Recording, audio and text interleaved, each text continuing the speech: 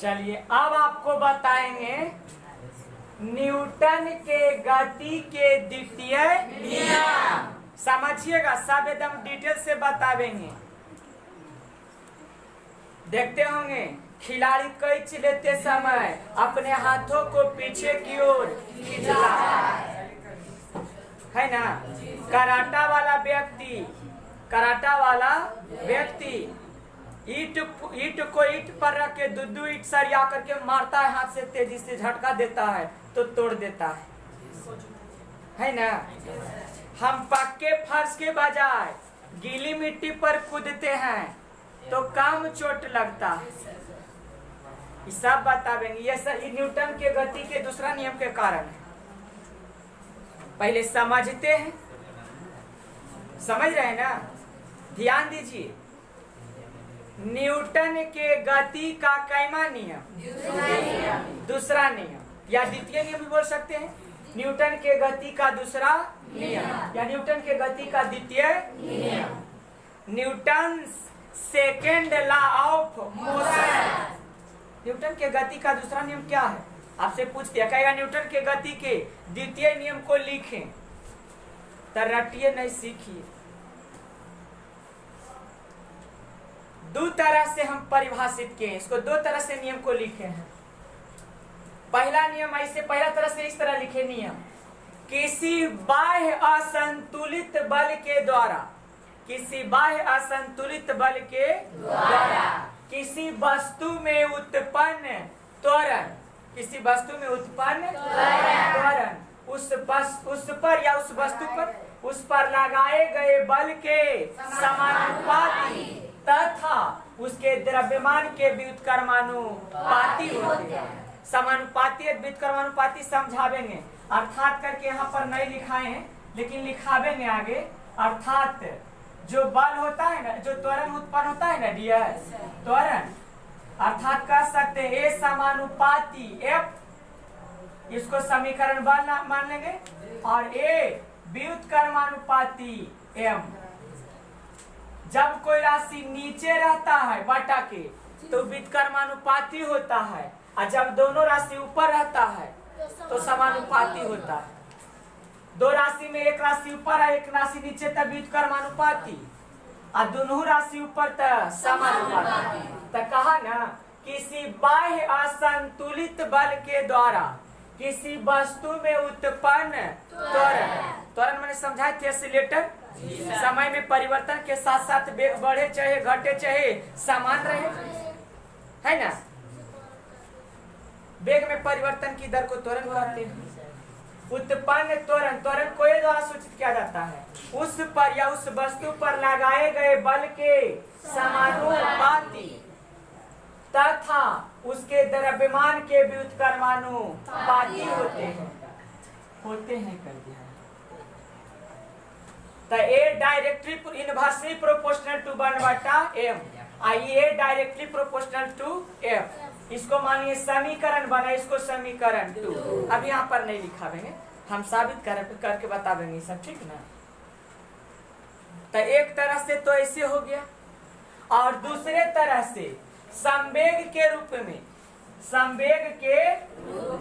Newton के गति का दूसरा नियम ऐसे बोल सकते हैं, किसी वस्तु के संवेग में परिवर्तन की दर, किसी वस्तु के संवेग में परिवर्तन की दर उस वस्तु पर लगाए गए बल के समानुपाती होते हैं।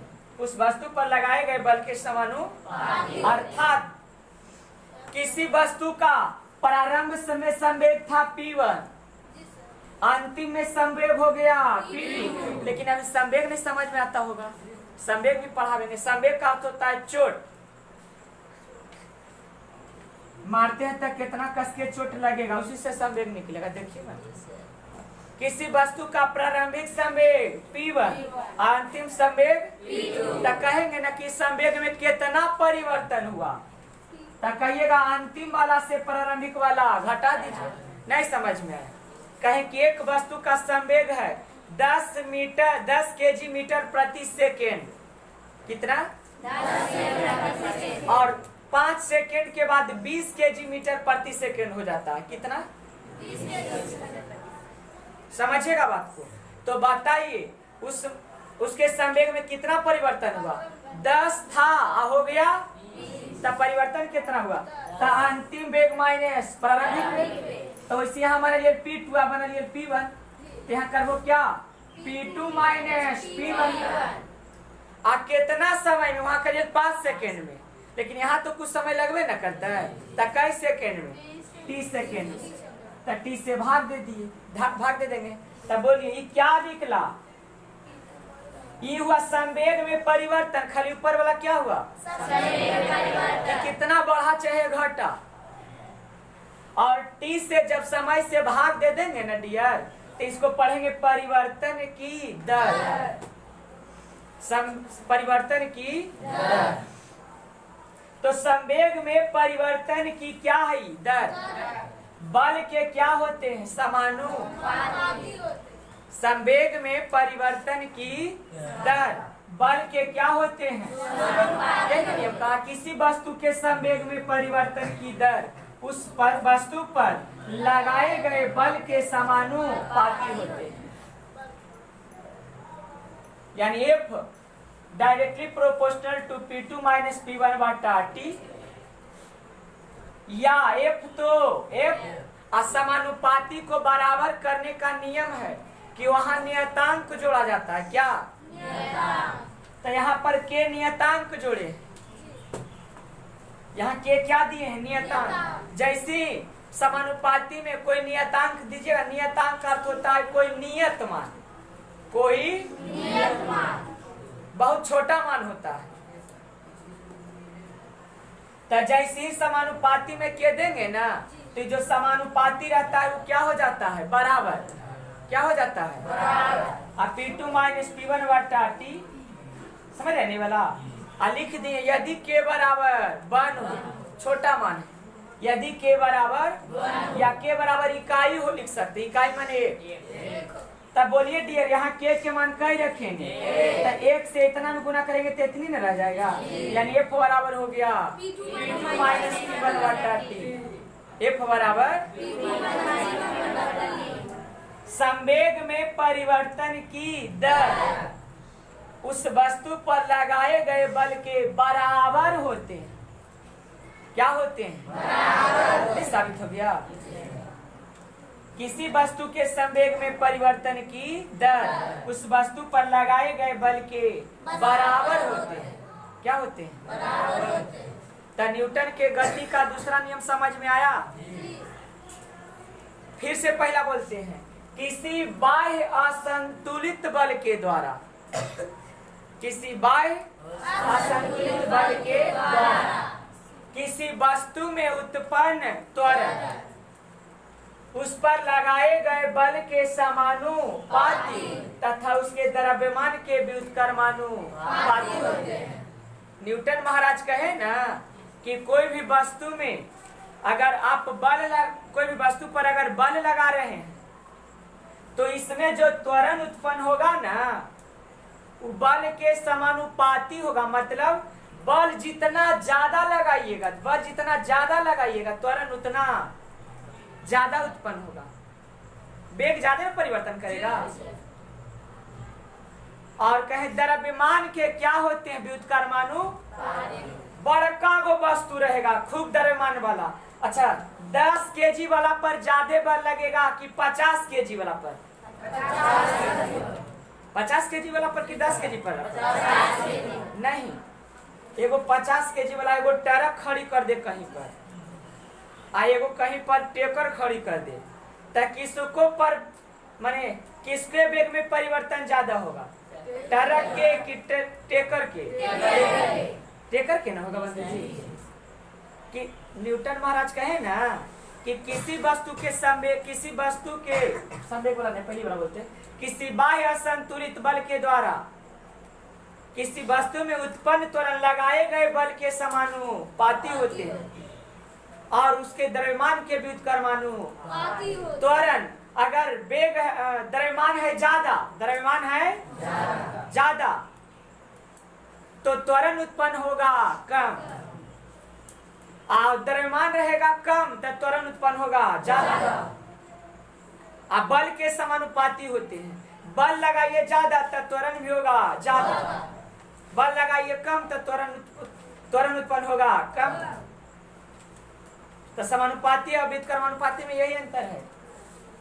त्वरण बल के समानुपाती होते हैं, त्वरण द्रव्यमान के व्युत्क्रमानुपाती होते हैं। और दूसरा एक बार फिर से बोल देते हैं, संवेग के रूप में किसी वस्तु के संवेग में परिवर्तन की दर उस वस्तु पर लगाए गए बल के क्या होते हैं? समानुपाती होते हैं। यही न्यूटन के गति का कैमा नियम, दूसरा नियम, द्वितीय नियम। ये बोल दीजिए चाहे इस संवेग के रूप में है, समझ रहे हैं ना? ये किस रूप में? देखो संवेग आवा है ना,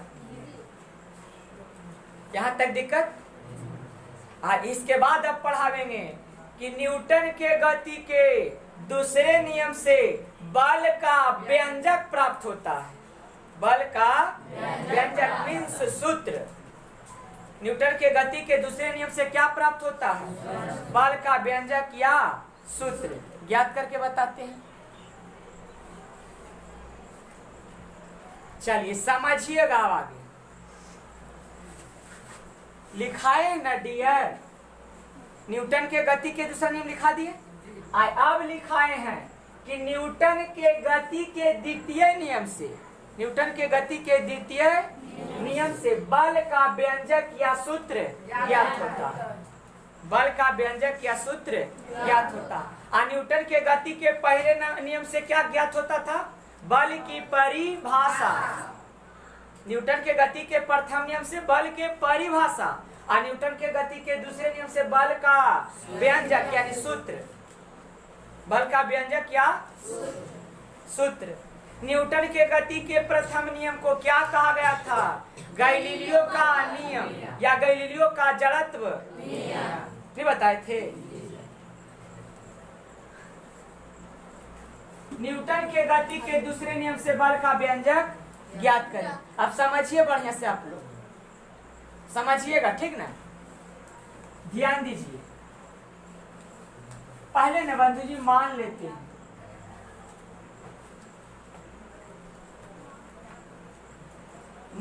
हैं डियर कि एम द्रव्यमान का ही कोई वस्तु है। एम द्रव्यमान का कोई वस्तु है। इस पर बाह्य असंतुलित बल F लगाया जाता है, इस ओर, ठीक? बाह्य असंतुलित बल क्या लगाया जाता है? तो इस वस्तु में त्वरण उत्पन्न हो जाता है।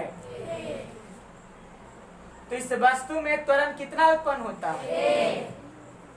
मान लेंगे पहले कि कोई वस्तु है। समझिए ना, बहुत ईजी है, खाली समझ जाइए बढ़िया से। साबित करके बतावेंगे। लिखेंगे सत्यापन। क्या लिखेंगे? सत्यापन। लिखेंगे माना कि एम द्रव्यमान वाले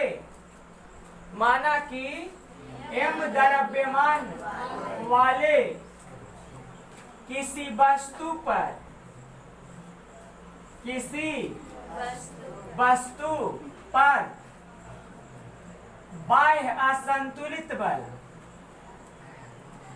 बाह्य असंतुलित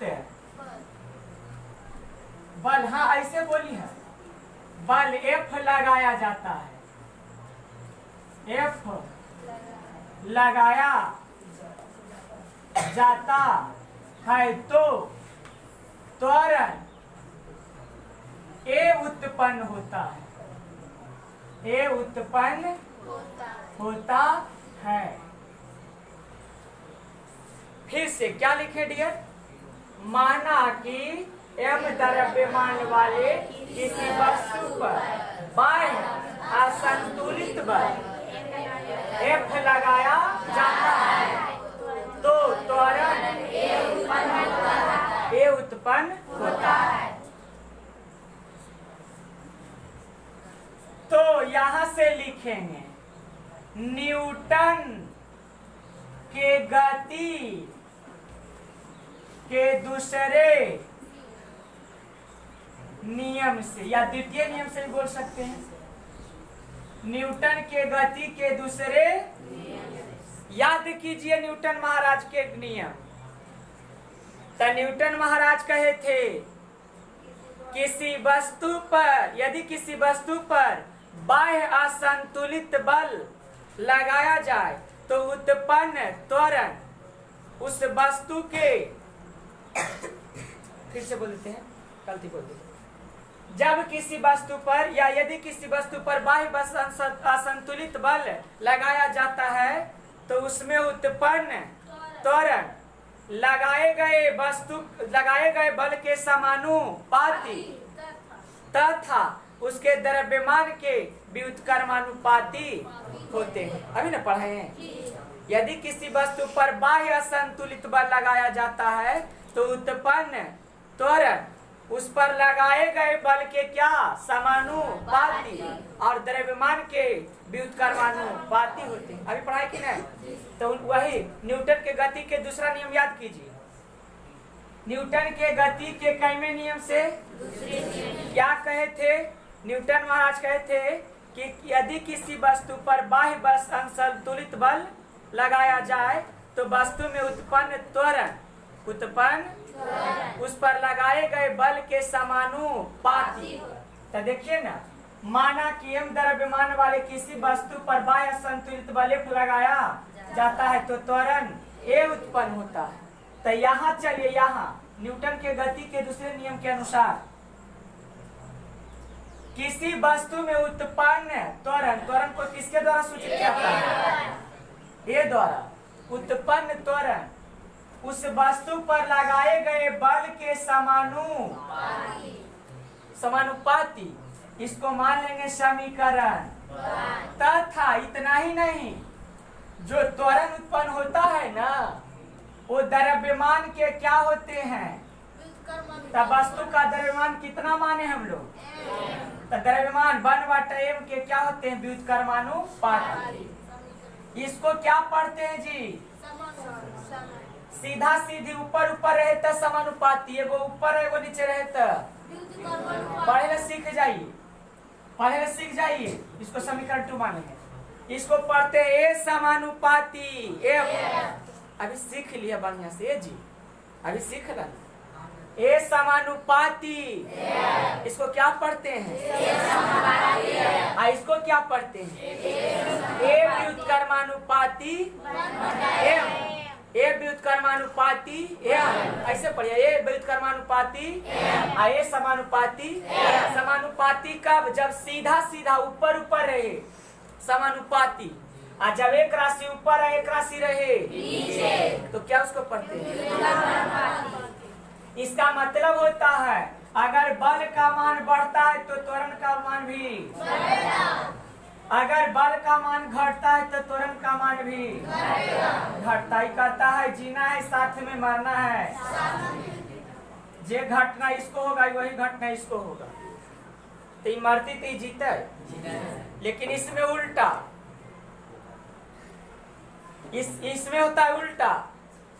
एक का मान बढ़ेगा तो m का मान घटेगा, द्रव्यमान बढ़ेगा तो त्वरण घटेगा, द्रव्यमान घटेगा तो त्वरण बढ़ेगा, तो द्रव्यमान बढ़ेगा तो त्वरण घटेगा। उल्टा पुल्टा चलता है। इसी को पढ़ते हैं व्युत्क्रमानुपाती। है दोनों एक चीज बात, लेकिन काहे पढ़ते हैं समानुपाती, काहे पढ़ते हैं व्युत्क्रमानुपाती? बात समझ में आया?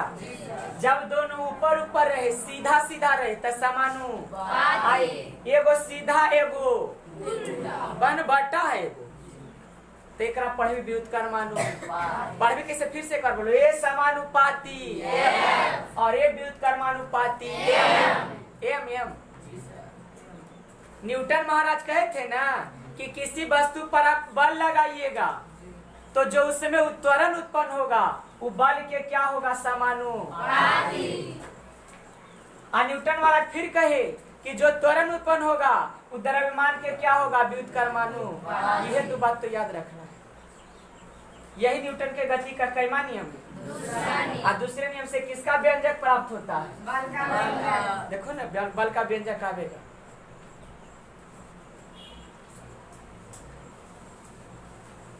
अब सुनिए डी है, सुनिएगा बढ़िया से।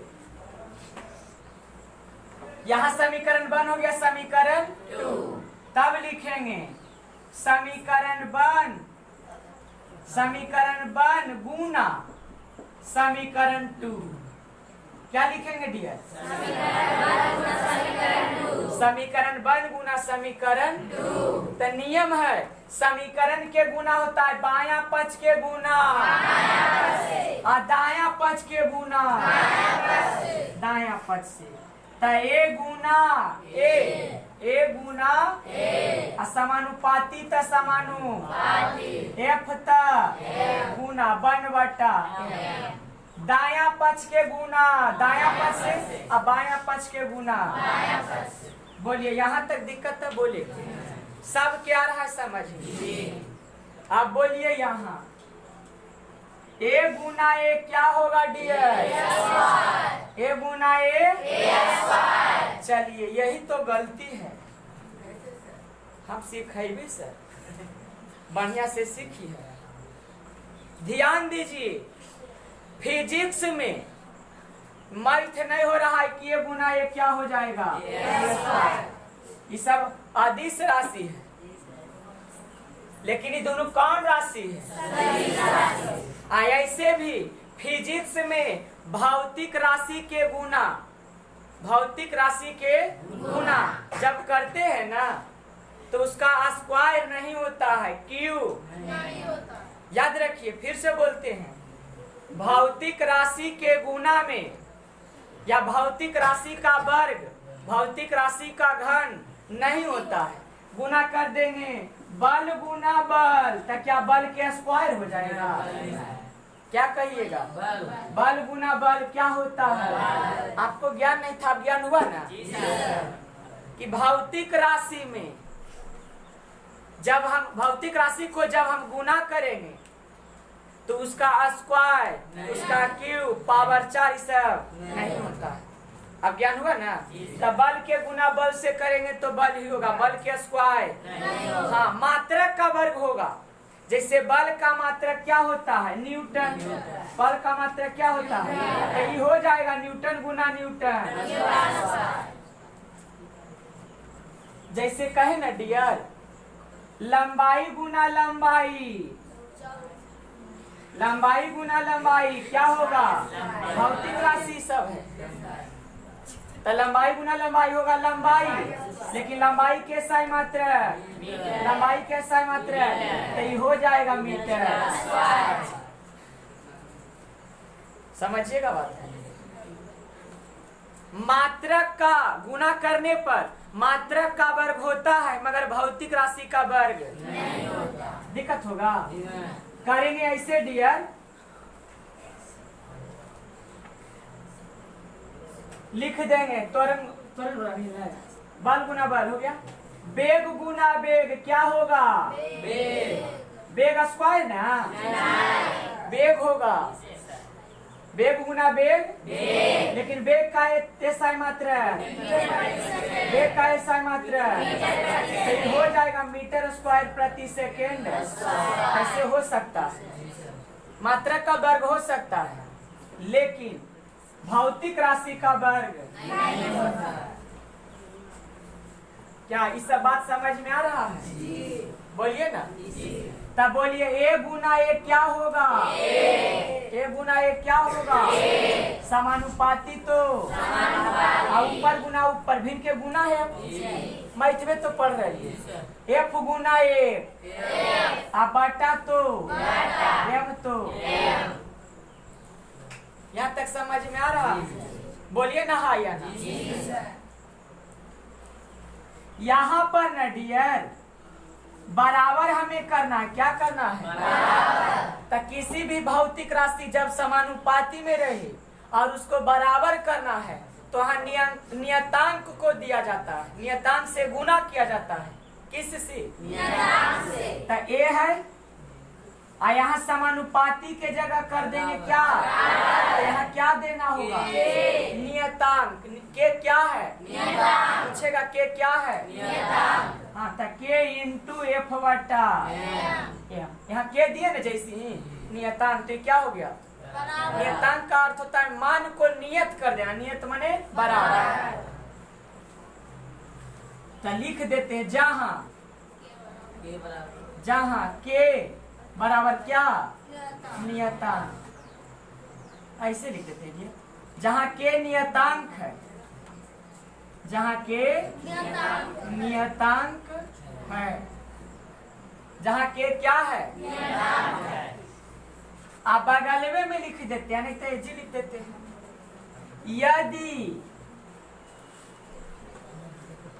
यदि के बराबर 1 हो, यदि के बराबर 1 हो या के बराबर इकाई हो, इकाई माने कितना, यदि के बराबर के नियतांक के कर मान नियत है, के नियतांक छोटा मान होता है, ज्यादा बड़ा मान तो के का मान कितना लिए हैं? यदि के बराबर कितना हो तो यहाँ ए तो बराबर तो यहाँ के का मान कितना रखे, इंटू मीन्स एफ बटा एम, चलिए ना। अच्छा, 1 से गुना करे पर कोई प्रभाव पड़ेगा? ए बराबर 1 गुना एफ बाटा में एम तक नहीं कुछ था बाटा में तिरछा तिरछी, इसलिए एफ तो एफ गुना 1 बराबर एम गुना ए, एफ बराबर बल बराबर सूत्र हो गया द्रव्यमान गुना। कहा था ना कि न्यूटन के गति के द्वितीय नियम से बल का व्यंजक या बल का सूत्र ज्ञात होता है। तब बल बराबर सूत्र क्या हुआ, शुरू में बताए थे, आज साबित करके बताएं। बल बराबर क्या सूत्र होता है, बल बराबर द्रव्यमान गुना त्वरण, एम से मास, मास मीन्स द्रव्यमान, और एस से एक्सीलरेशन, एक्सीलरेशन मीन्स, यानी बल बराबर सूत्र हुआ द्रव्यमान गुना त्वरण। बल बराबर सूत्र क्या होता है, बल का व्यंजक आया कि नहीं, समझ में आया आप लोग को? इसको लैंग्वेज में लिख सकते हैं। अतः बल बराबर द्रव्यमान गुना त्वरण। बल बराबर सूत्र क्या होगा, तो देखिए तो न्यूटन के गति के दूसरे नियम से बल का व्यंजक प्राप्त हुआ कि नहीं? अच्छा, आप लोग कोई सूत्र लिखाए थे पहले भी? एसआई मात्रक बताए थे ना? बल का एसआई मात्रक न्यूटन या केजी मीटर प्रति सेकंड स्क्वायर होता है। द्रव्यमान के एसआई मात्रक क्या होता है डियर? केजी। द्रव्यमान का एसआई मात्रक और त्वरण का एसआई मात्रक, यही शब्द हम लोग बोलते हैं कि बल का एसआई मात्रक होता है केजी मीटर प्रति सेकंड स्क्वायर। लेकिन इसका खोज किए थे सर आइजक न्यूटन, तो उन्हीं के सम्मान में इसका मात्रक क्या भी बोलते हैं, न्यूटन। बल का एसआई मात्रक न्यूटन कहिए अथवा, क्लियर है? एक बार फिर से बताते हैं, सब ध्यान दीजिए ना, फिर से देखिएगा, मिटा के बताए, बोलिए। हाँ जी, मिटाइए के बता देते, देखा ना, समझिए बढ़िया से, होते तो होते देरी।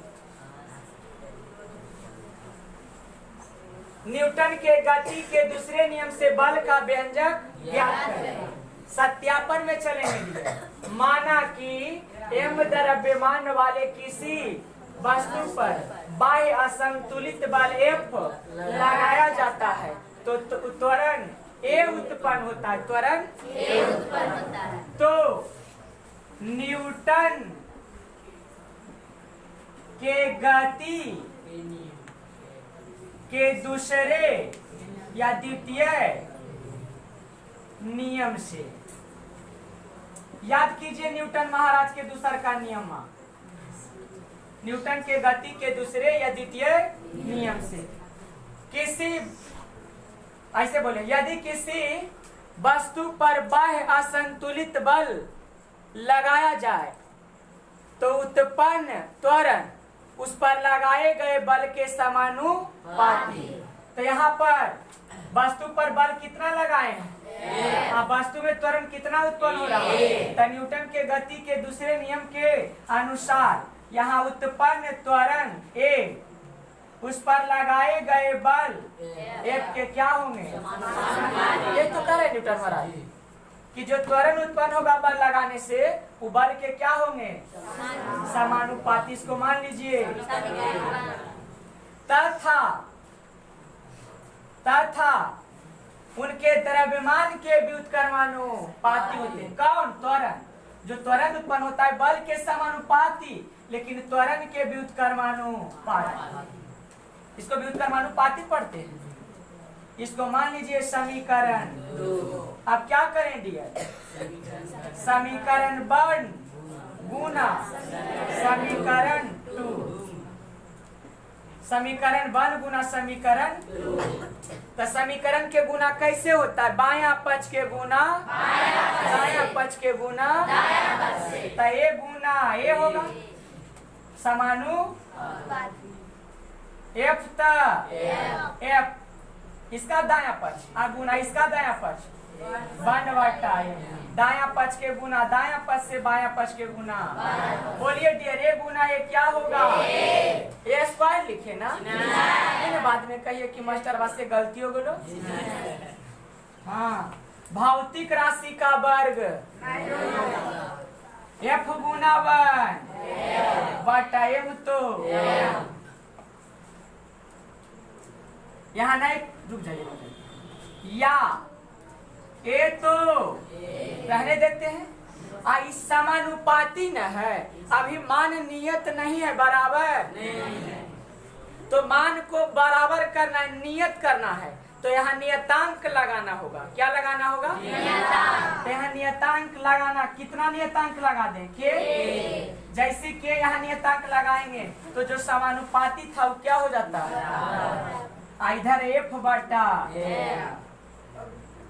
बात समझ में आ रहा है कि नहीं बंधु जी? बात समझ में आ रहा है आप लोग को? तब बगलवा में लिख देते हैं के कहां से लाया। तो लिख देंगे जहां के क्या है डियर? जहां के नियतांक है। के है जो मान को क्या किया? नियत किया। नियतांक बड़ा मान नहीं होता है, छोटा मान होता है। समझे ना? या अच्छा, अब तो यहाँ दे दिए के नियतांक है। के का मान लिख देंगे ना डियर। यदि के बराबर 1 या कह सकते इकाई हो। यदि के बराबर 1 या इकाई हो तो बोलो यहाँ पर क्या लिखेंगे? अब इधर लिखें, इधर लिखते हैं। ए तो बराबर तो कहा के बराबर कितना हो? के बराबर कितना हो? और इकाई हो। तो के मान कई दे देंगे जी। इंटू मीन्स बाकी कितना बचा? F/। या ए तो बराबर 1 गुना F/। में m बराबर है। कैसे कैसे गुना? नहीं कुछ तो बट्टा में छिपा हुआ रहता है। या F Guna 1 F m Guna a। इसलिए m बराबर F बराबर m। इसलिए F बराबर क्या आ गया? यही क्या प्राप्त हुआ? बल का व्यंजक या बल का सूत्र। अतः करके लिख देते हैं लैंग्वेज में। अतः बल बराबर सूत्र हो गया द्रव्यमान गुना त्वरण। बल बराबर सूत्र क्या हो गया? अच्छा, इसके अनुसार बल का एसआई मात्रक पूछे तो द्रव्यमान के एसआई मात्रक केजी और त्वरण के एसआई मात्रक मीटर प्रति सेकेंड स्क्वायर। तो केजी मीटर प्रति सेकेंड स्क्वायर हो जाएगा। क्या हो जाएगा? समझ रहे हैं? या इसे न्यूटन भी कहा जाता है। बल का एसआई मात्रक न्यूटन भी होता है। आप समझिए, यहाँ से बल का एक परिभाषा और दे सकते हैं। क्या? किसी वस्तु के द्रव्यमान एवं उस वस्तु द्वारा उत्पन्न त्वरण के गुणनफल को बल कहा जाता है। बल कहा बल का एक दूसरा परिभाषा लिखा देते हैं, छोड़िए रह देते हैं। बल बराबर सूत्र क्या हो गया?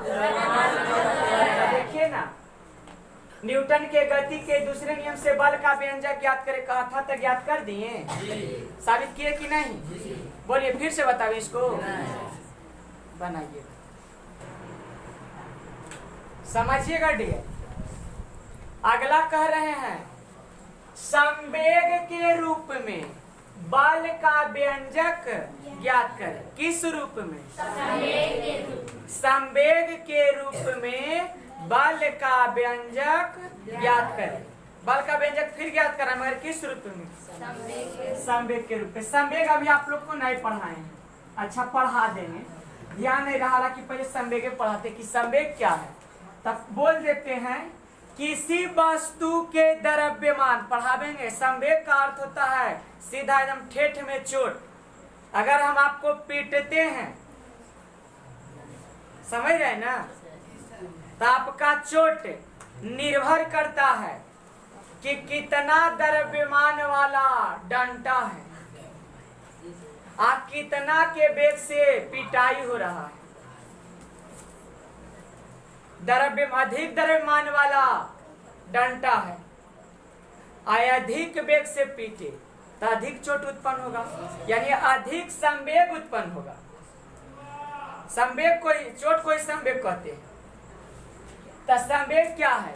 किसी वस्तु के द्रव्यमान एवं उसके वेग के गुणनफल को संवेग कहते हैं। किसी वस्तु के द्रव्यमान एवं उसके वेग के गुणनफल को क्या कहते हैं? जैसे 20 केजी द्रव्यमान का एक साइकिल है, समझिए ना, समझ जाइएगा तुरंत संवेग, फिर बतावेंगे। 20 केजी द्रव्यमान का एक साइकिल है और वह 10 मीटर प्रति सेकंड के वेग से चल रहा है, गति कर रहा है। कितना के वेग से? तो बताइए उस साइकिल द्वारा कितना संवेग उत्पन्न होगा? तो संवेग बराबर द्रव्यमान गुना वेग। साइकिल के द्रव्यमान के केजीडीआई, कितना के वेग से चल रहा है? 10 मीटर प्रति सेकंड के, तो संवेग हो जाएगा, बोलिए गुना कर देंगे, 20 के 200 केजी मीटर प्रति। संवेग कभी भी निकालना है तो द्रव्यमान और वेग को क्या कर देंगे? गुणा। किसी वस्तु के द्रव्यमान एवं उसके वेग के गुणनफल को संवेग कहते हैं। क्या कहते हैं? अब संवेग आ गए ना। संवेग बराबर हम सूत्र इधर लिख रहे हो, संवेग को P द्वारा सूचित किया जाता है। किसके द्वारा? P द्वारा। आज संवेग बराबर सूत्र होता है m × v, द्रव्यमान गुना वेग, द्रव्यमान गुना वेग, याद हुआ? द्रव्यमान गुना वेग। चलिए सत्यापन में चलते हैं। एम द्रव्यमान का कोई वस्तु है, अब प्रारंभ में इसका वेग है u, कुछ समय तक चला, t समय तक चला, तो क्या द्रव्यमान बदल जाएगा? वस्तु बड़का हो जाता है, वह वस्तु चलिए छोटे हो जाता है। कुछ समय के बाद उस वस्तु का द्रव्यमान तो में रहा, लेकिन वेग हो गया वेग हो गया v जी, अंतिम वेग क्या हो गया? v। वेग क्या हो गया? v। समझ रहे हैं? और प्रारंभिक संवेग को मान लेते हैं P1, अंतिम संवेग को मान लेते हैं P2। तो वही लिखते हैं सत्यापन में। माना कि m द्रव्यमान वाले वस्तु का प्रारंभिक वेग u, तो t u है, तो t समय के बाद वस्तु का अंतिम वेग भी हो जाता है, मगर द्रव्यमान बदलेगा? अभी भी द्रव्यमान m था, बाद में भी द्रव्यमान। और यदि प्रारंभिक संवेग P1 और अंतिम संवेग P2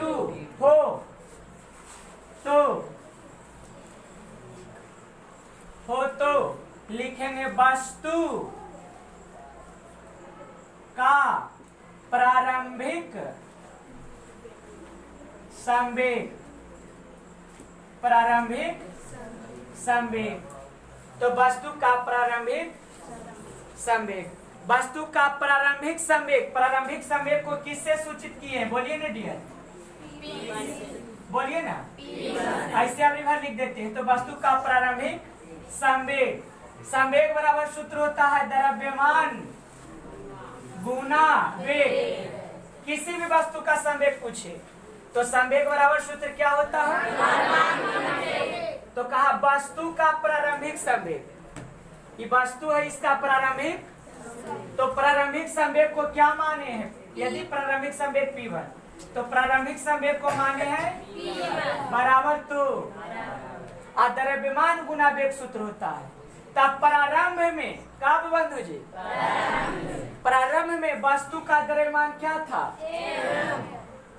प्रारंभ में वस्तु का द्रव्यमान क्या था? द्रव्यमान के सामने m दिए गुना तो आप प्रारंभ में वस्तु का वेग कितना था? नहीं बोलते हैं, भले भी इससे सूचित करते हैं वेग को, लेकिन प्रारंभिक वेग को किससे सूचित करते हैं? तो P1 बराबर हो गया m इंटू Q। P1 बराबर सूत्र क्या हो गया? इसको मान लीजिए समीकरण। यहाँ तक दिक्कत? अब यहाँ लिखेंगे तथा वस्तु का अंतिम संवेग, वस्तु का अंतिम संवेग, संवेग बराबर सूत्र फिर वही लगाइए क्या? द्रव्यमान गुना वेग। संवेग बराबर सूत्र होता है, लेकिन कहा कौन संवेग? वस्तु का कौन संवेग? अंतिम संवेग को सूचित करते हैं। P2 लिखे कर नीचे बराबर के सामने द्रव्यमान, वस्तु का अंतिम संवेग पूछ रहा है ना, तो अंतिम संवेग तो अंतिम द्रव्यमान और अंतिम वेग तो अंतिम द्रव्यमान कितना? द्रव्यमान की बदले वाला बात है। हाँ, वेग बदल सकता है, तो अंतिम वेग को वही चलते तो कितना मान लीजिए? m इंटू भी लिखे गलत होगा? बोलिए ना, मजा आ जाएगा, इस सब समझ में आएगा। इसको मान लीजिए फिजिक्स में मैथवे के तो भाई P1 बराबर m, इसको मान लिए P2 बराबर इसको मान लिए। यहाँ तक दिक्कत तक किन्हीं को बोलने का। अब क्या लिखेंगे ना डियर? सुन ला बढ़िया से, समीकरण 2 घटाओ समीकरण 1। क्या लिखें? समीकरण 2 घटाओ बोलो ना, क्या लिखे दिया? समीकरण के कैसे घटावा जाए? बायां पक्ष और दायां पक्ष, लेकिन आगे कौन रहेगा? 2 वाला। तो 2 के पहले दायां पक्ष कौन है? बायां पक्ष P2, और P2 में कौन घटेगा? कहा 1 माइनस 2 और 2 माइनस 1। तो दूसरा वाला बायां पक्ष में से पहला वाला बायां पक्ष क्या कर दिया? LHS से घट गया। बराबर बराबर तो यहाँ भी देंगे, और दायां पक्ष घटेगा MV माइनस MV। क्या दिक्कत है तब बोलने का? ये जानते हैं क्या आया डियर? ये आया संवेग में परिवर्तन। ये क्या आया? अच्छा, कभी कि पहले संवेग है 10 kg मीटर प्रति सेकेंड, आया हो गई 50 मीटर प्रति kg मीटर प्रति सेकेंड। तो कभी संवेग में कितना परिवर्तन हो? तो दूसरा का संवेग में से पहले का संवेग घटेबे न करबो। तो कब 40 kg मीटर कितना परिवर्तन हो? परिवर्तन में क्या बढ़ना या कोई परिवर्तन होता है? कभी कि पहले हमारे वजन है 10 kg, आया हो गए 20 kg। तो कभी कितना परिवर्तन होनी वजन में? बढ़ लीजिए परिवर्तन होनी, कई kg बढ़ा है? परिवर्तन 10 kg होनी। तो देखो ना P2 माइनस P1 अंतिम संवेग में से प्रारंभिक संवेग घटल है। ये क्या है? संवेग में ये क्या है? हाँ, संवेग में परिवर्तन। तो यहाँ हम क्या करते हैं ना, एक चीज का ध्यान दीजिएगा, लिख देते हैं ना दोनों ओर संवेग परिवर्तन होने में कितना समय लगा था? t समय ना। तो लिखेंगे दोनों ओर t से भाग देने पर, दोनों ओर कितना से भाग देने पर? संवेग में परिवर्तन होने में कितना समय लगा था? कितना समय? समझ रहे हैं ना? तो लिखे दोनों ओर t से भाग देने पर, दोनों ओर की दिक्कत समझिए। तो दोनों ओर t से भाग देना है, ए जी, दोनों ओर t से भाग बोलो P2 माइनस P1 बनवावा यू बोर्डवा पर, अब बटा में t कितना से भाग देने पर? बराबर तो इधर भी m भी माइनस m, अब बटा कितना t। कहा दोनों ओर कितना से भाग दीजिए? तो दोनों ओर t से भाग दिए डियर। नहीं समझ में आ रहा? बोलिए ना, समझ में आ रहा है कि नहीं? फिर से दोनों ओर t से भाग, P2 माइनस P1 इसमें भी t से भाग दिए, बराबर तो इसमें m भी माइनस इसमें भी t से भाग दिए, भागा माने बटा। अब इधर लिखियो, समझिए बढ़िया से। अब क्या करेंगे ना डियर, नीचे नहीं दिखेगा। अब क्या करेंगे ना डियर, इधर रहने दीजिए P2 माइनस अब बटा ये जानते हैं क्या आ गया? इस संवेग में परिवर्तन है कि क्या है? कि क्या है? लेकिन जब समय से भाग दे दिए तो हो गया संवेग में परिवर्तन की दर। संवेग में परिवर्तन की दर। पूछे ना चीनी के रेट क्या है? तो दुकानदार बोलता है कि 10 रुपये प्रति केजी, ऐसे बोलता है, बाटा में कुछ लगा देता है, माने 1 केजी के दाम कई रुपया? कहे के मतलब हम समझे ना, इससे 40-42 रुपये केजी चीनी है, नहीं समझ रहे हैं? तो दर कभी भी पूछे तो बाटा में जरूर कुछ रहेगा। तब P2 माइनस P1 बटा t समय में कितना परिवर्तन हुआ? P2 माइनस, तो इसको पूरा को बोलेंगे संवेग में परिवर्तन की दर, बराबर है तो ये डियर एगो बात पूछे, ऊपर कुछ मिलता है क्या? m ले लीजिए कम, तो क्या बचेगा? एकरे बाटा में t दे देवी तो गलती हो जाएगी, इसको ऐसे लिखे गलत होगा हैं? m ले लिए क्या? m क्या ले ली? तो ऊपर बचा भी माइनस m दोनों से खींचा गई, अब बाटा में कितना? कोष्ट तोड़ो ना, ये बात है तो m गुना भी माइनस m गुना u बाटा में t ऐसे काहे लिखी जाना हो? एगो बात सुनिए, बगलवा में लिख देंगे चूंकि हम जानते हैं कि a बराबर b माइनस u बटा t, नहीं बतेलियो है? त्वरण बराबर अंतिम वेग माइनस प्रारंभिक वेग बटा लगा समय, a बराबर v माइनस u बटा बताए है ये वाला बात?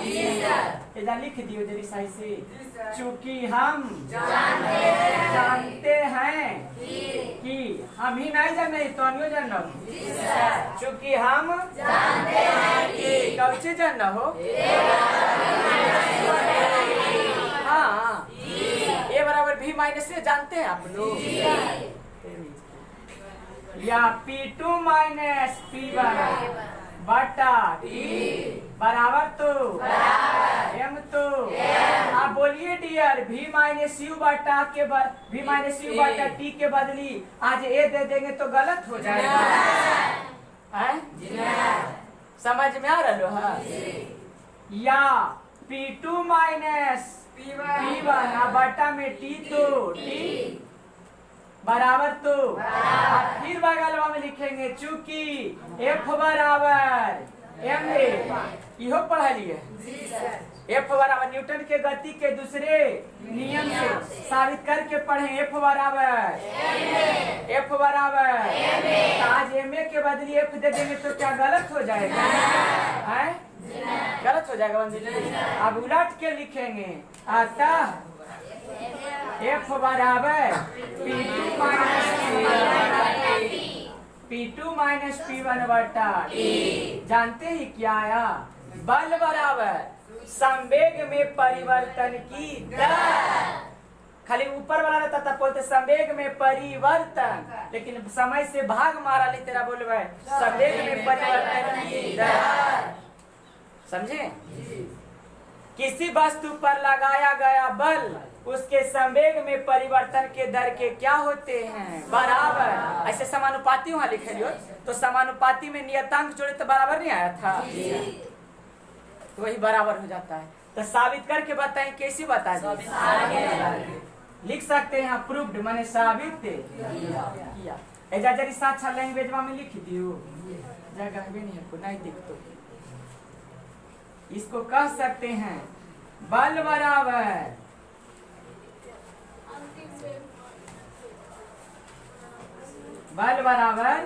संवेग में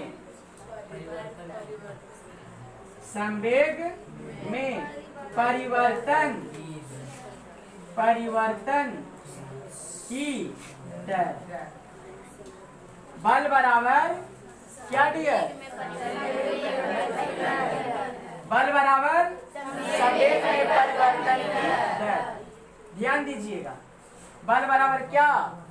संवेग में परिवर्तन की दर। बल बराबर संवेग में परिवर्तन की दर। समझ रहे हैं बात को? हाँ, फिर से देखिए, बल बराबर क्या हुआ? संवेग में परिवर्तन की दर। इससे परिभाषा ऐसे ही बोल सकते हैं, संवेग में परिवर्तन की दर को बल कहते हैं। बल के यहाँ से भी परिभाषा निकलेगा। संवेग में परिवर्तन की दर को क्या कहा जाता है? नहीं समझे बात को? बल किसे कहा जाता है? संवेग में परिवर्तन की दर को बल कहा। या बल बराबर संवेग में परिवर्तन की दर। खाली की दर छोड़ देगा तो गड़बड़ा जी। तो संवेग में परिवर्तन को आवेग कहा जाता है, आगे में पढ़ावेंगे, ठीक ना? तो लिखिए, फिर से बतावें।